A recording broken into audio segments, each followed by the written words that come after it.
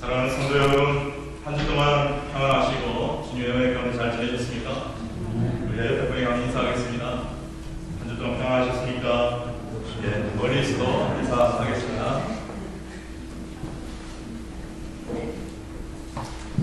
자, 우리 계속해서 마태복음 13장에 나와 있는 천국에 대한 예수님의 비유 7가지 중에서 이제 세 번째, 네 번째 비유로 겨자씨와 누룩의 비유에 대해서 말씀을 함께 나누도록 하겠습니다. 말씀을 준비하는 과정 가운데 세상 못했던 것은 지난번에도 말씀을 드렸지만 첫 번째 씨 뿌리는 비유와 곡식과 가라지 비유에는 예수님께서 설명을 해주셨습니다. 좋은 씨는 천국의 아들들이고 어떤 밭은 무엇과 같고 어떤 밭은 무엇과 같고 이런 말씀을 해주셨기 때문에 이해하기가 참 그 기준이 있기 때문에 굉장히 쉽습니다. 그런데 이제부터는 설명이 없습니다. 그렇기 때문에 우리가 성경 전체를 가지고 해석을 해내고 또 이 성경학자들의 도움을 받을 수밖에 없는데 어쨌든 간에 예수님이 설명해 주신 것이 참 얼마나 좋았는지 하는 그러한 생각을 하게 되었습니다. 우리가 오늘 읽은 말씀 너무나 잘 아는 말씀입니다. 겨자씨 하나가 아주 작은 것인데 그 겨자씨 하나를 심었더니 자라니까 나무같이 되고 그게 공중에 새들이 왔을 때만큼 그렇게 크게 되었다. 아주 작은 겨자씨 하나에서 시작했지만 새들이 왔을 때 쓰는 그런 나무가 되었다. 그리고 천국은 또 어떤 것 같냐면 한 여자가 가루 송알 속에 조그마한 누룩을 넣었는데 그 누룩이 그 가루 송알 속에 있는 전부 그 밀가루를 다 부풀게 했다. 그것과 천국이 같다. 참 어떻게 보면 너무 쉽고 간단한 그런 말씀이 아닐 수가 없습니다.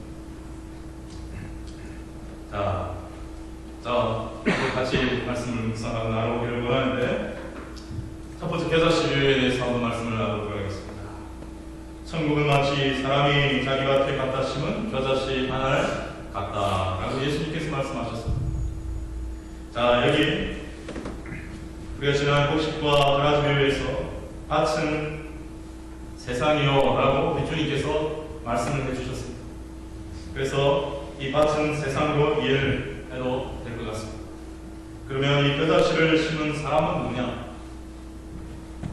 이 겨자씨는 또 뭐냐? 이 겨자씨를 예수님이 말씀을 해주시면 간단하게 말씀을 안 해주셨기 때문에 우리는 주님의 말씀과 다른 성경 말씀에 근거해서 추측하게 됩니다. 이 겨자씨는 아마 복음 아니겠는가? 혹은 예수님 아니겠는가? 라고 말입니다. 자, 겨자씨를 복음으로 볼 때는 이 겨자씨를 심은 사람은 자기 밭에다가 겨자씨를 심은 사람은 예수님이 될 수 있고 이 겨자씨가 예수님이라고 한다면 자기 밭에 겨자씨를 심은 사람은 하나님이 될 수 있는 거죠. 자, 어떤 것이든 괜찮습니다. 어쨌든 겨자씨 하나과 같다. 이 하나를 또 강조하고 있습니다. 겨자씨도요 한 문큼 한 주먹이면 꽤 보이잖아요. 있어 보이잖아요. 그런데 참깨보다 작은 이 겨자씨 하나이다. 하늘과 같다라고 하는 것을 말씀하고 있는 것은 이 겨자씨가 매우 작고 미미한 것이다 라는 것입니다. 유대인들의 속담에 겨자씨 같다라고 하는 말은 아주 작은 것을 상징할 때 쓰는 말입니다. 여러분, 사실 예수님의 시작이, 복음의 시작이 사실 굉장히 매우 적고 미미하고 보잘것없이 시작했습니다. 그렇지 않습니까? 예수님의 탄생을 예언한 구약 성경 말씀 중에 미가서 5장 2절 말씀에 이런 말씀이 있습니다. 예수님이 베들레헴에서 태어나실 것을 예언한 말씀인데요. 우리 미가서 5장 2절 말씀을 한번 같이 읽어보도록 하겠습니다. 시작! 베들레헴 에브라다야 너는 유다 족속 중에 작을지라도 이스라엘을 다스릴 자가 내게로 나올 것이라. 그 근본은 상고의 대처이니라. 이 베들레헴이라는 동네는 아주 유다 동네 중에서도 작은 동네라는 것이에요. 그런데 그 작은 동네에서 이스라엘을 다스릴 자라는 메시아를 의미합니다. 메시아가 나올 것이다. 그런데 그의 근본은, 그의 본질은 상고의 태초이다. 이 말이 뭡니까? 태초에 계셨던 존재다. 하나님이다. 이런 말이에요. 하나님이신 예수님이 이스라엘 하면 대표적인 큰 도시인 예루살렘의 그 왕궁이나 성전 뭐 이 정도는 돼야 되는데, 유대 땅 작은 베들레헴이라고 합니다. 그 작은 동네에서 태어나셨다. 여러분, 베들레헴이 무슨 뜻인지 아십니까? 우리 한국말로 번역하면 이 의미가 있습니다. 떡집이라는 거죠. 무슨 집이요? 네, 떡사랑 같은 떡집. 여러분, 떡 좋아하시는 분 떡 좋아하시죠? 이 생명의 떡이 되시는 예수님이 태어날 것이다. 이런 의미가 있어요. 아까 우리가 요한복음 말씀 통해서 내가 세상에 줄래, 내가 생명의 떡인데 그것을 먹으면 영생한 것이다. 그것이 내 살이다. 생명의 떡이다. 그리고 예수님께서 베들레헴에서 태어나시고 자라나신 것도 나사렛이라고 하는 아주 빈민촌입니다. 할렘과 같은, 그러니까 무시하고 나사렛에서 선한 것이 날 수 있게는, 그러니까 또 목수나 석수에 일하는 가난한 집안에서 태어났죠. 그러니까 아무 보잘것이 없는 그런 모습으로 시작하셨어요. 누구도 주목하지 않았습니다. 또 말구육간에서 태어났죠. 30년을 그렇게 지금 숨어 지내듯이 세상에 드러나지 않은 채로 그렇게 미미하게 세상에 어떤 영향력을 끼치지 않은 채 그렇게 시작을 했습니다. 예수님의 12제자들도 그 면면을 살펴보면 뛰어나고 훌륭한 사람 별로 없습니다. 대부분이 무식하고 가난한 갈릴리 사람도 나사렛 사람과 마찬가지로 빈민촌이고 무시당하는 동네입니다. 그 갈릴리의 어부들, 고기 잡는 어부들 출신이 대부분이었습니다. 예수님은 그 사람들을 데리고 천국운동, 복음운동, 세계 선교 시작하신 것입니다. 여러분, 32절에 이런 말씀이 있습니다.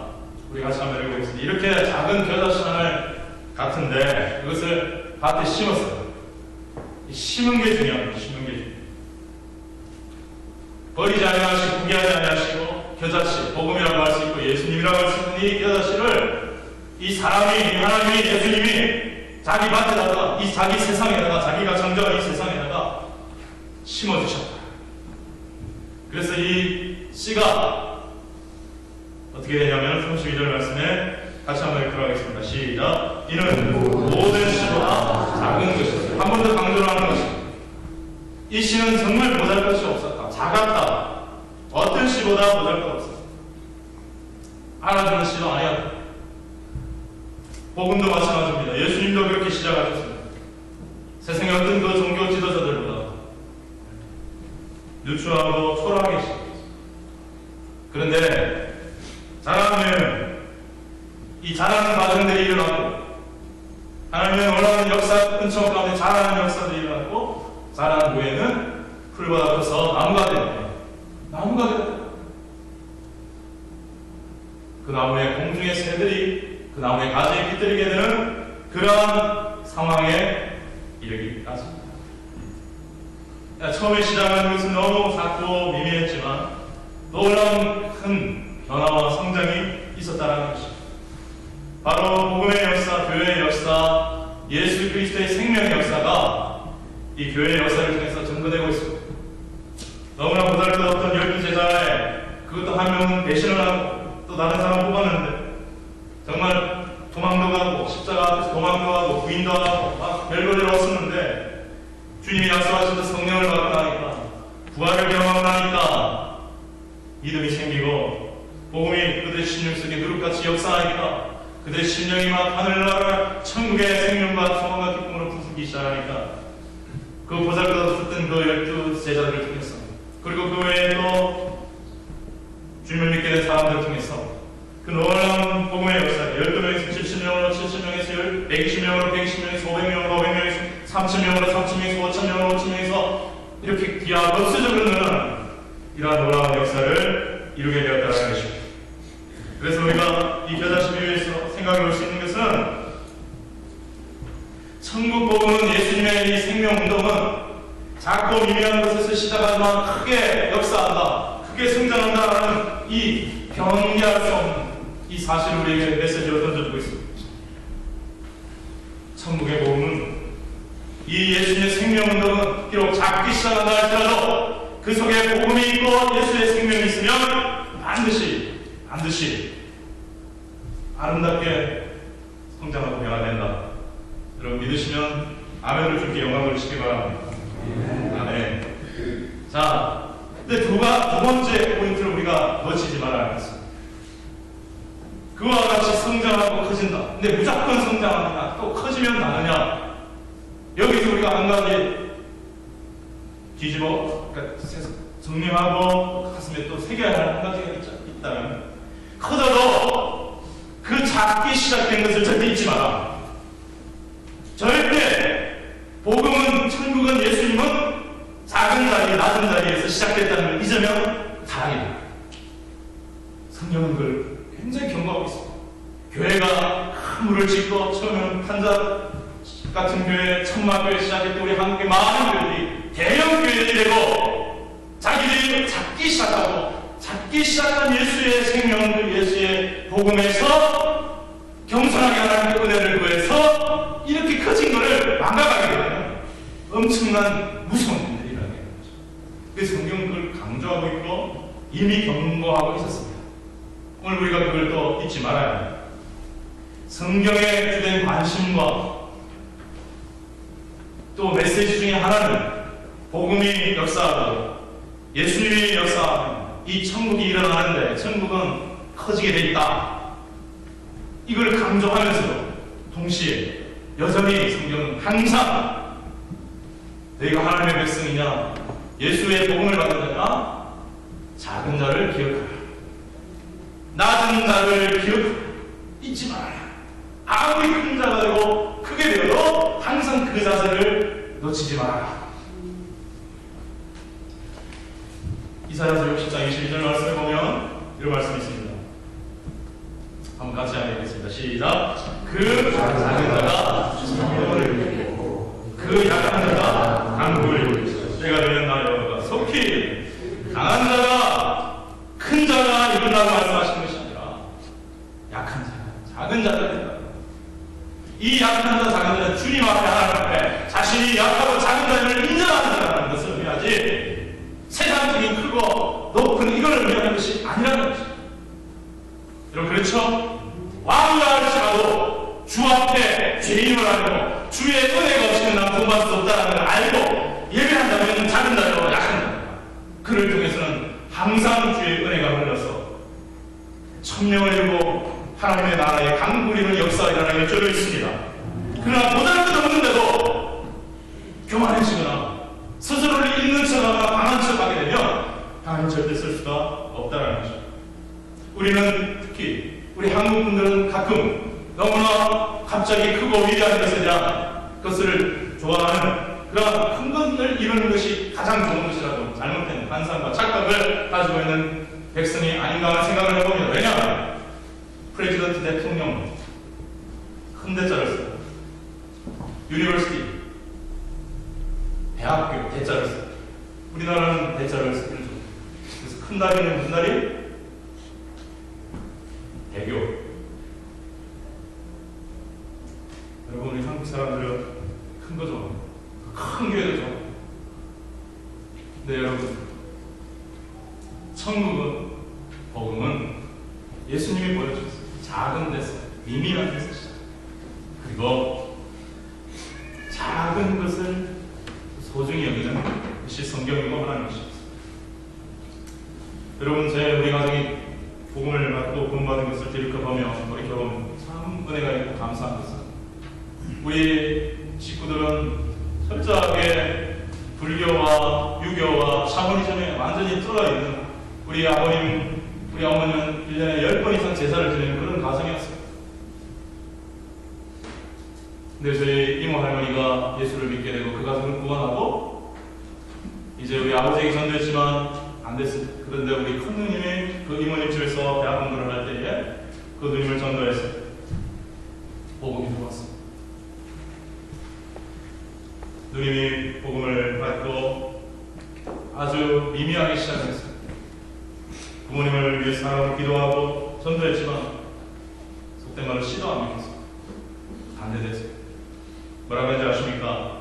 너는 출가 외인 될 것이니 시집가면 그만이니 너가 믿으라면 너 혼자 믿고 절대 우리 가정에 동생들이나 오빠한테나 우리한테 예수 믿으라는 소리 하려고 하지 마라.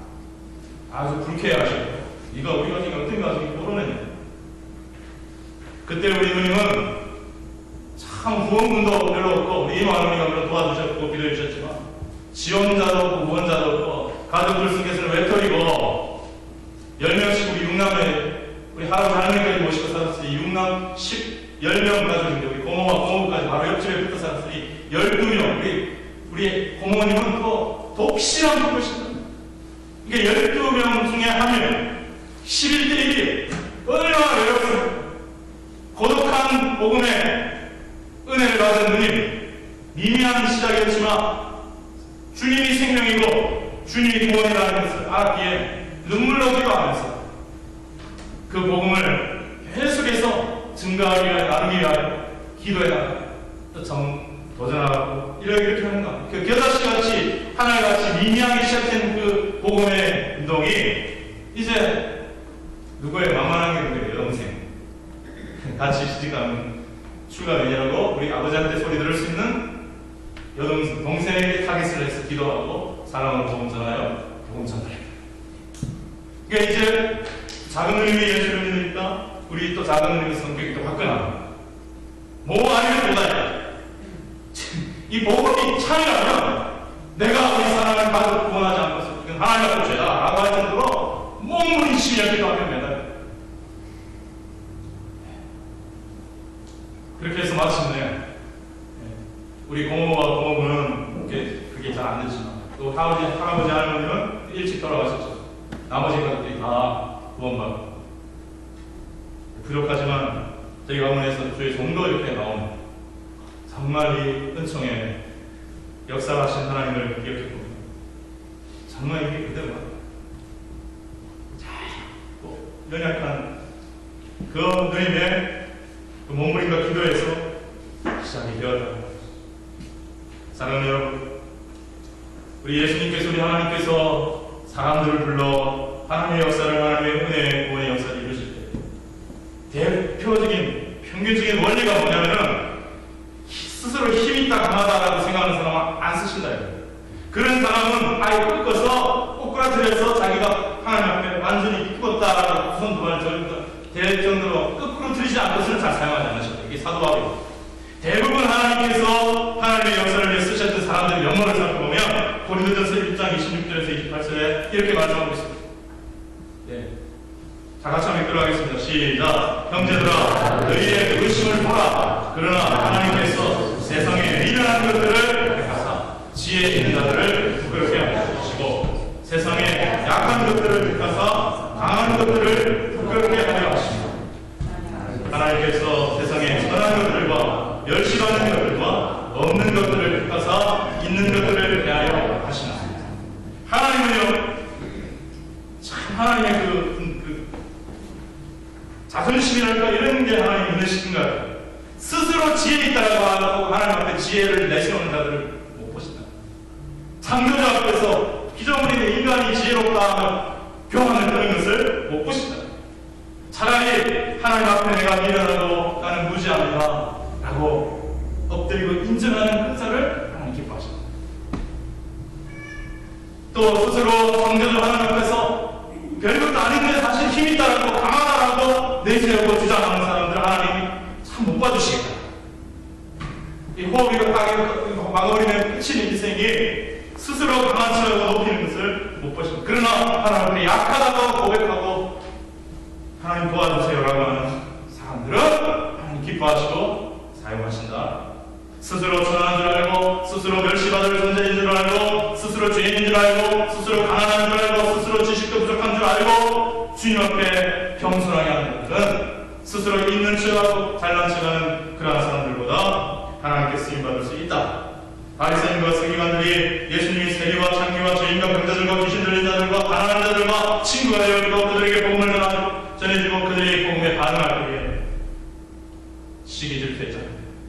왜 그들은 스스로 있는 척하고 강한 척하고 지혜로운 척이 하나님의 나라는 천국은 어떤 원리가 있는가 가만히 생각해봅니다. 스스로를 높이고 있는 척하고 강한 척하는 자를 배척한다. 여러분, 천국은요 또한 이렇게 우리에게 말씀하고 있습니다. 마태복음 10장 42절 말씀하고 같이 보도록 하겠습니다. 시작. 누구든지 제자의 이름으로 이 작은 자 중 하나에게 맹수 한 그릇이라도 주는 자는 내가 진실로 너희에게 이르노니 그 사람이 결단코 상을 받지 아니하리라. 아멘. 또 마태복음 18장 10절에 보면 삼가 이 작은 자 중에 하나도 업신여기지 마라. 이 성경의 주님의 말씀이 우리에게 주시는 말씀은 이 작은 자에 대한 안심을 갖고 작은 자를 귀하게 여기는 것입니다. 자, 한 가지 더 말씀 보겠습니다. 마태복음 25장 45절 같이 읽도록하겠습니다. 시작.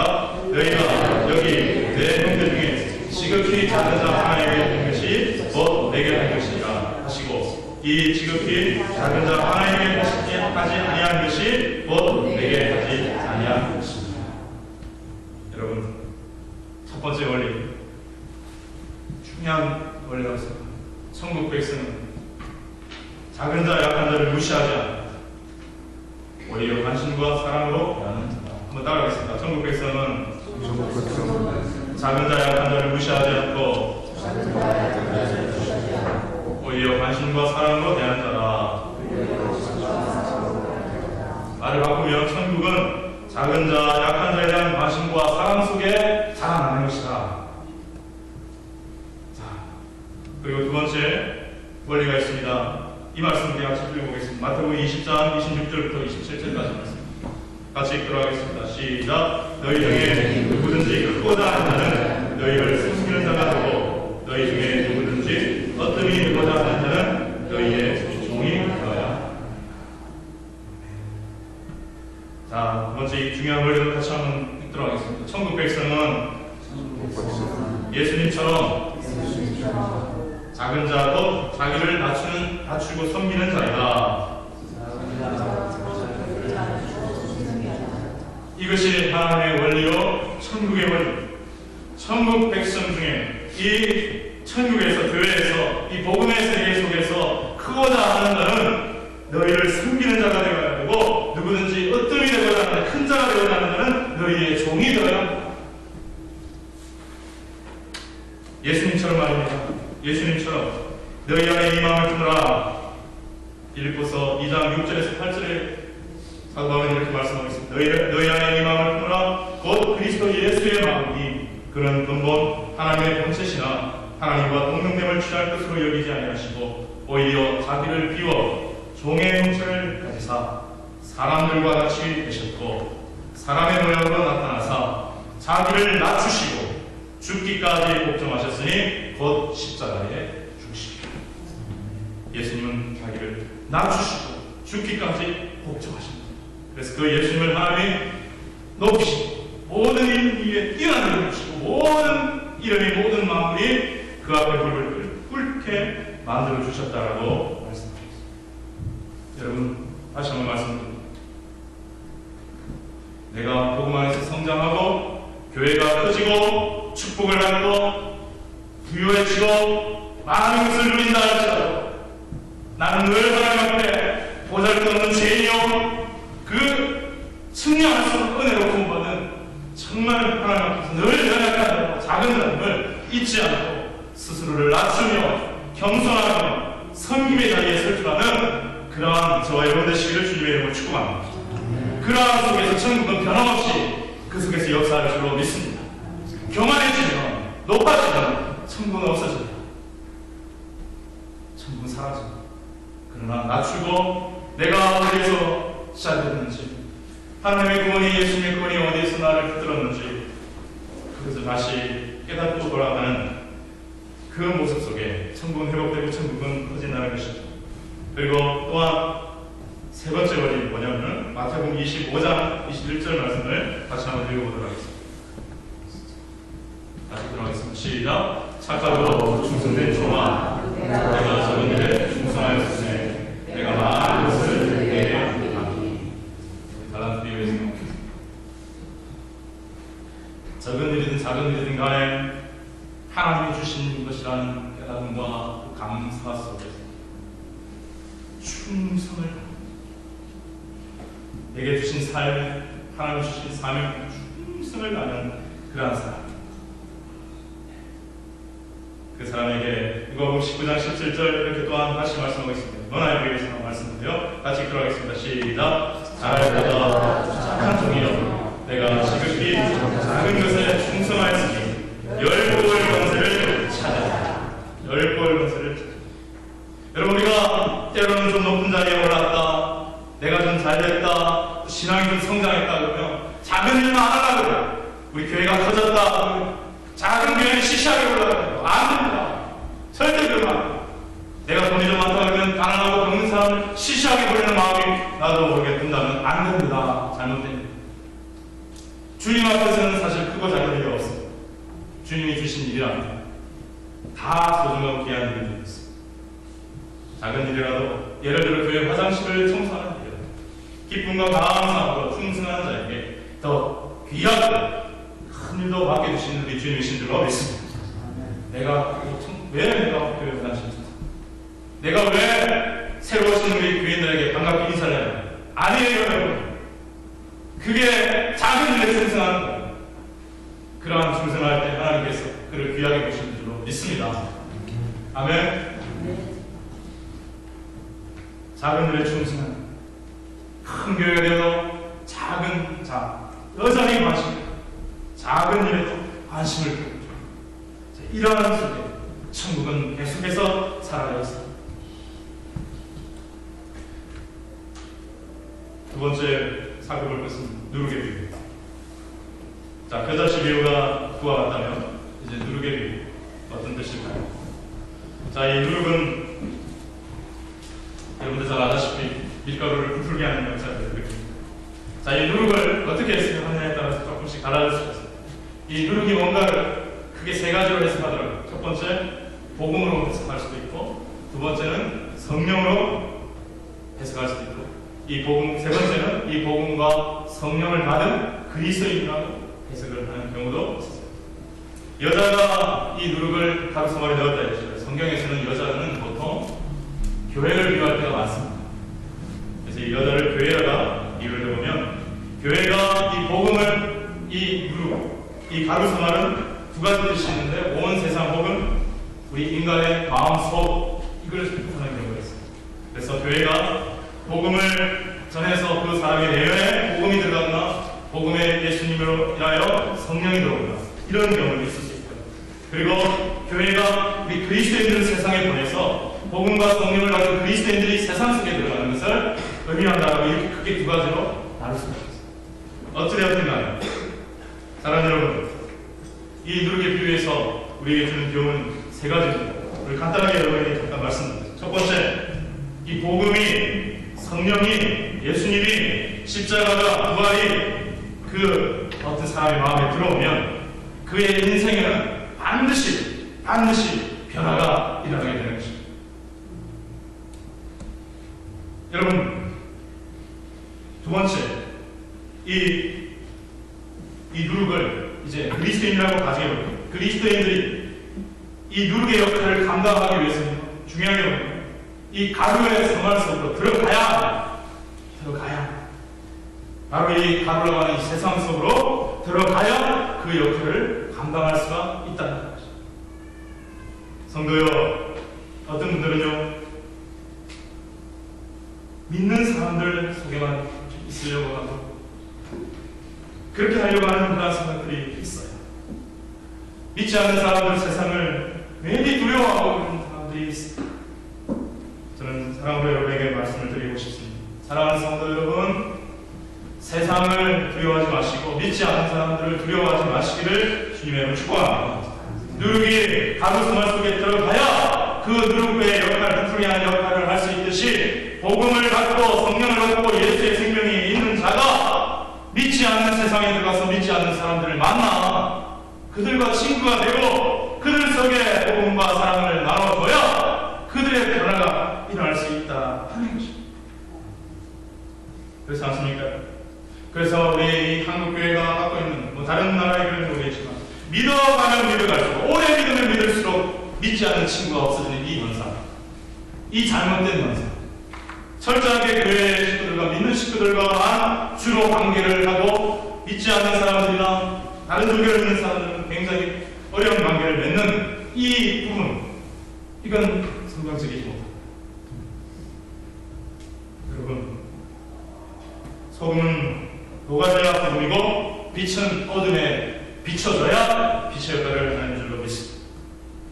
우리는 주님께서 세상의 소금이요 빛이라고 합니다. 왜 빛이 어둠을 들어요? 세 번째 누룩은 성경에서 주로 죄나 악을 상징할 때가 있습니다. 바로 이것은요, 좀 부정적인 입장에서 말하는 것입니다. 교회가 이제 이 천국의 역사가 일어납니다. 그때 곡식과 가라지를 위해서 보였던 것처럼 원수 마귀가 와서 자고 있는 때에 가라지를 더 뿌리고 갔다는 것이 이 천국의 역사가 일어나고 있는데 마귀가 누룩을 넣고 갑니다. 누룩은 성경에서 많은 경우에 죄나 악을 상징하고 있거든요.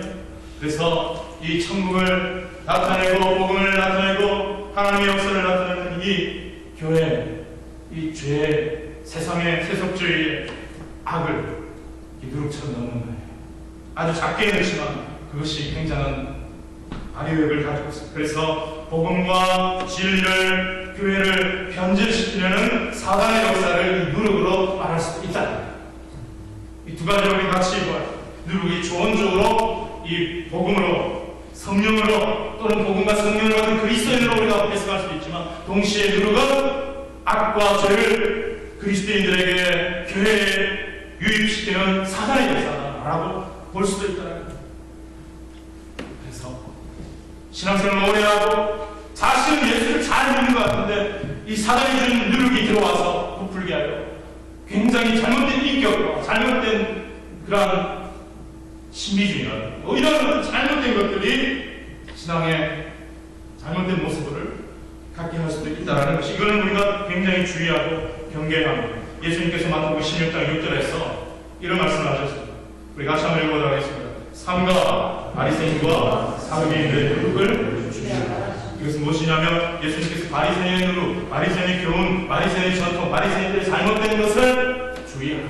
사두개인들의 교훈, 사두개인들의 잘못된 것들을, 그들의 잘못된 신앙의 행위를, 그들의 마음을 주의하고 본받지 마라. 대표적으로 바리새인은 율법주의, 형식주의, 외식주의.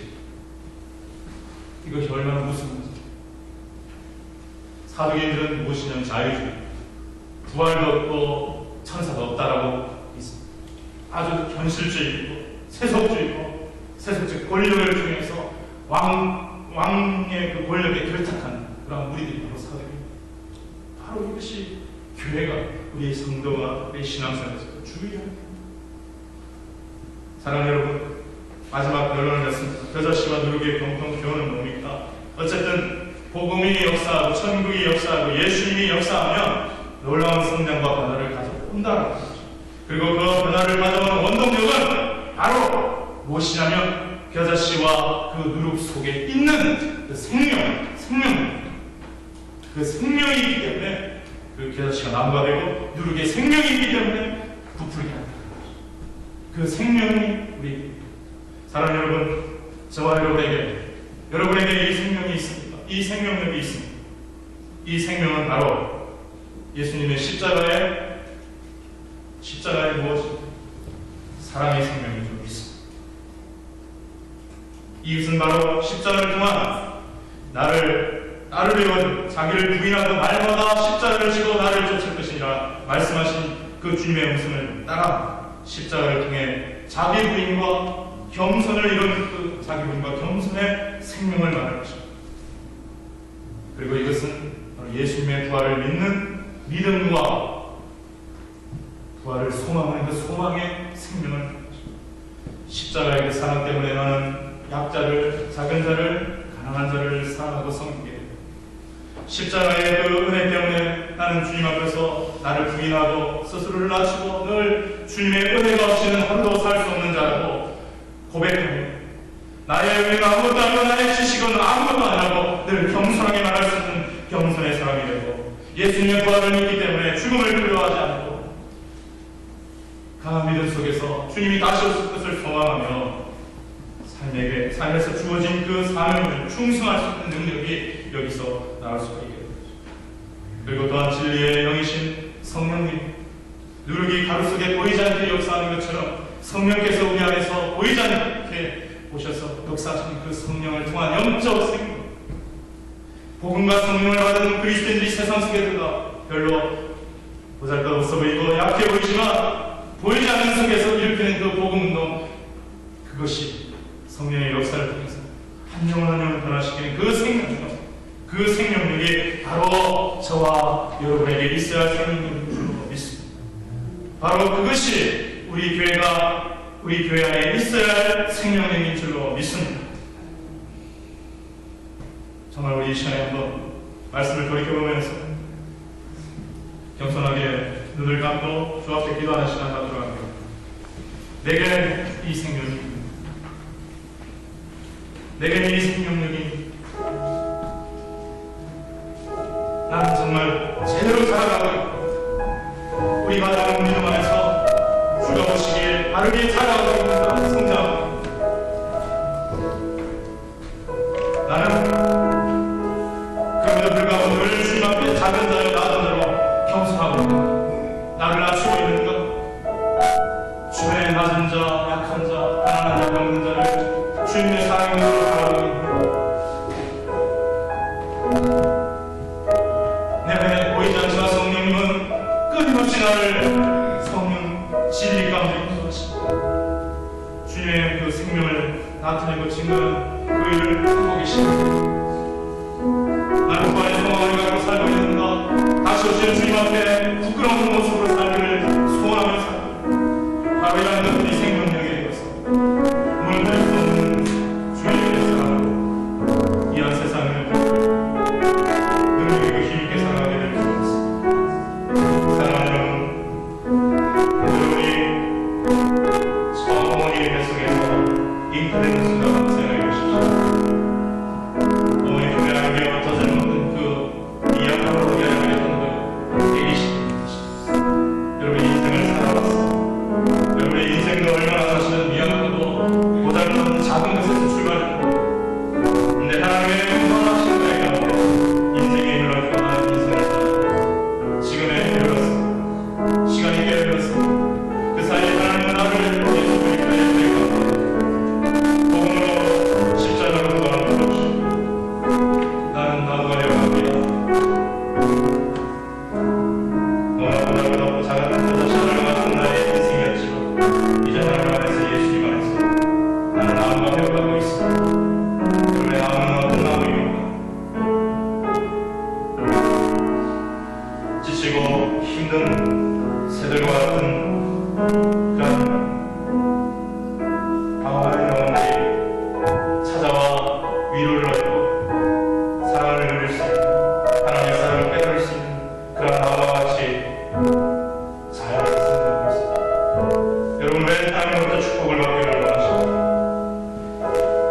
이미 지금까지 받은 그 충만한 은혜가 더 넘치기를 바라시고 이제까지 받은 놀랍고 충만한 은혜를, 그 축복을 이웃의 세상에 주님을 알지 못하는 그들 영혼 심령 속에 흘러보내는 축복의 통로를 쓰임받기 위하여 오늘 주님 앞에 진실하게 주의 축복을 강구하는 저와 여러분 되기를 바랍니다.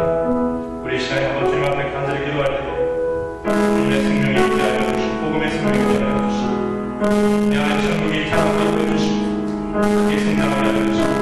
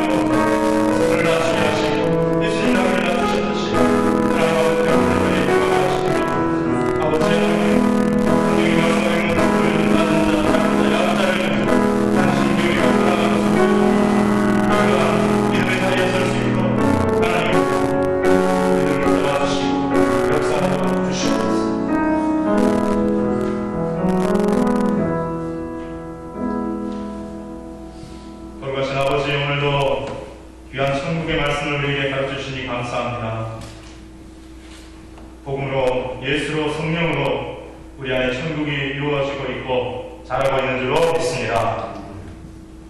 우리 교회를 통해서 천국이 자라고 있는 줄로 믿습니다. 아버지 하나님, 이 천국이 정말 잘 제대로 자라게 하여 주시옵시고, 우리는 언제나 그럼에도 불구하고 작은 자임을, 낮은 자임을, 연약한 자임을, 어리석은 자임을 주 앞에 늘 기억하고 낮추고 겸손하고 섬김의 자리에 설 수 있는 우리 모두가 될 수 있고, 충성의 자리에 설 수 있는 우리 모두가 될 수 있도록 역사하여 주옵소서. 감사드리며 예수님의 이름으로 기도하옵나이다. 아멘. 우리 자리에서 일어나셔서 찬송도 524장